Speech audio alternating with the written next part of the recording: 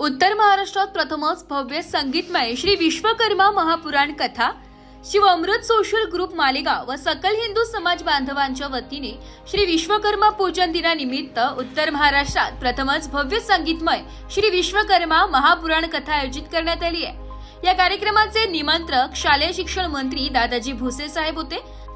तर कथा वाचन आंतरराष्ट्रीय प्रवक्ता जयंतीभाई शास्त्री गुजरात यांनी पार पाडली आहे। मालेगाव येथील यशस्वी कंपाऊंड सटाणा नाका येथे हा दिव्य सोहळा संपन्न होत असून 11 सप्टेंबर पासून सुरू झालेल्या या महापुराण कथेत कलश यात्रा, श्रीकृष्ण जन्मोत्सव, दुर्गा स्वरूप संध्यादेवी प्रकट उत्सव, श्री सूर्यदेव व संध्यादेवी विवाह, यमराज यमुना व शनिदेव कथा असे विविध धार्मिक व सांस्कृतिक कार्यक्रम मोठ्या उत्साहात पार पडले।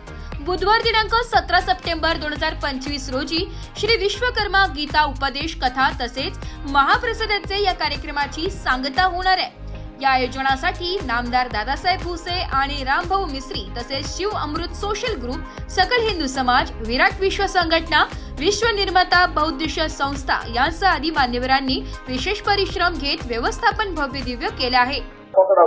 आंतरराष्ट्रीय कथा वाचक जयंतीभाई शास्त्री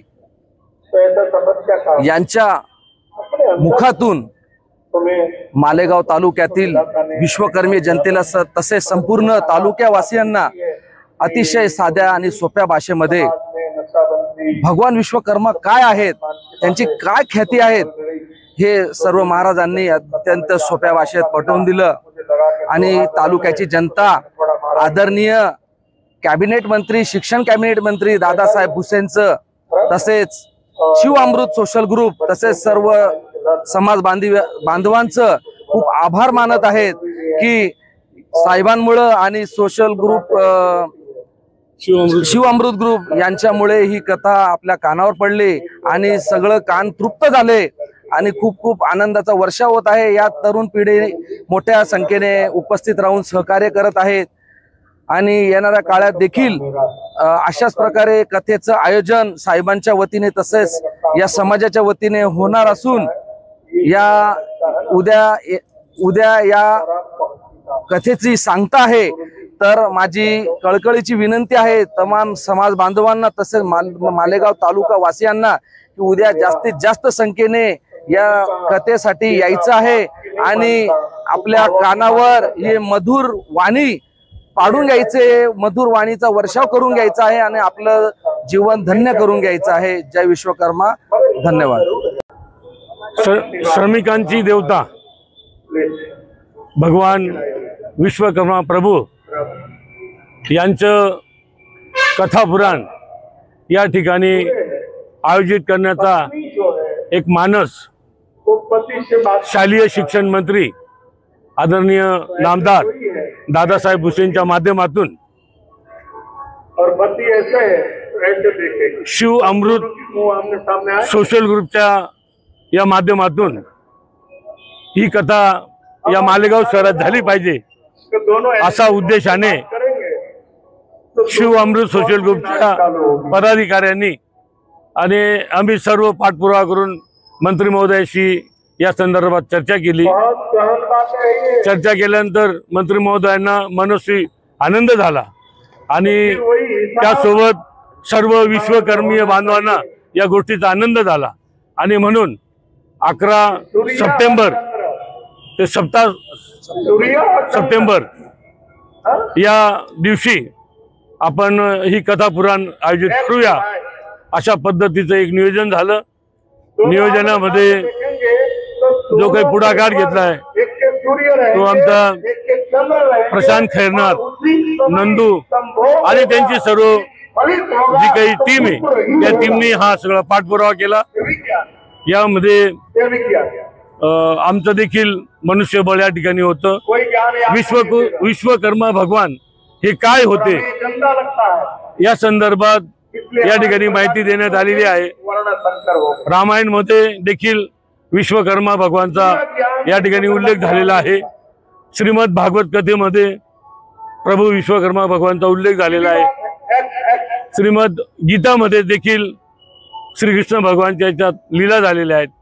या सर्व गोष्टी बघताना लंका जी आहे रावणाची ती देखील विश्वकर्मा भगवानच्या आशीर्वादाने झाली। द्वारिका देखील झाली, मथुरा देखील झाली। आणि म्हणून कुठेतरी हा जो श्रमिकांचा देवता आहे, विश्वकर्मी बंधूंचा जो देवता आहे, तो खरं जाणून घेण्यासाठी आज या ठिकाणी पंडित आमचे जयंतीबाई शास्त्रीजी यांना या ठिकाणी बोलवलं आणि त्यांची कथा पुराण 11 सप्टेंबर पासून चालू झाली। आज कथेचा 6वा दिवस आहे। उद्या ही कथा संपन्न होणार है। जितनी सूर्य नाड़ी ज्यादा चलेगी उतनी प्यास ज्यादा लगेगी, इतनी प्यास ज्यादा लगेगी, ये जरूरी है। और जितनी चंद्र नाड़ी ज्यादा चलेगी तो आपको कुदरती शौच बार बार करना पड़ेगा। ये सब जानकारी होनी चाहिए, कहीं फंस गए तो। बहुत धूप में आप मानो कहीं बाहर गए हो, पंखा भी नहीं है, बहुत धूप है, तो क्या करोगे?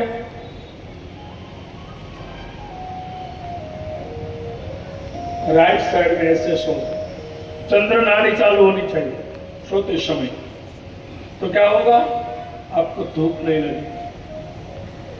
और ज्यादा गर्मी है तो ऐसे, और मानो आप शीत प्रदेश में गए।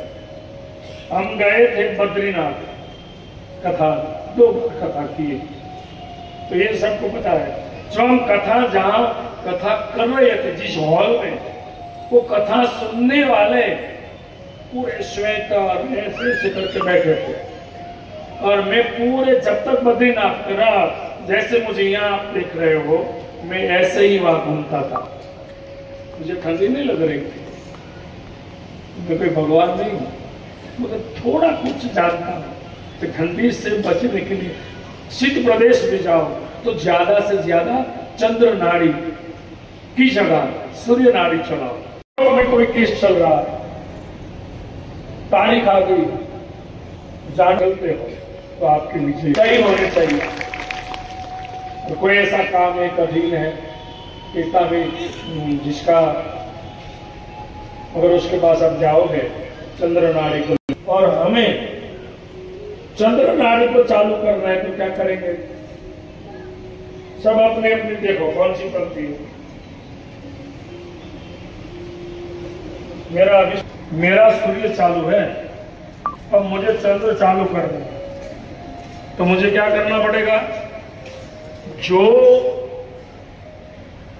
नाड़ी चालू है, बराबर, राइट साइड है, थोड़ी देर ऐसे रहूंगा या ऐसे सो जाऊंगा, थोड़ी देर, चंद मिनटों में, तुरंत बदल सकते हो जब जी चाहे, जब जी चाहे। करते कैसे करते?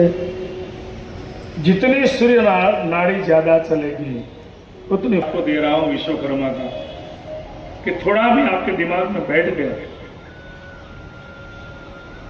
पूरा आपके हाथ में है, तो उसे स्वर कहा गया है शास्त्र में। क्या विज्ञान बोलते हैं, उसका तो एक पद है, जितनी सूर्य नाड़ी ज्यादा चलेगी उतनी प्यास ज्यादा लगेगी, इतनी प्यास ज्यादा लगेगी, ये जरूरी है।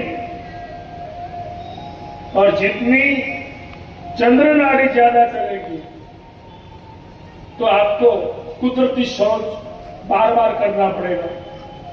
ये सब जानकारी होनी चाहिए, कहीं फंस गए तो। बहुत धूप में आप मानो कहीं बाहर गए हो, पंखा भी नहीं है, बहुत धूप है, तो क्या करोगे?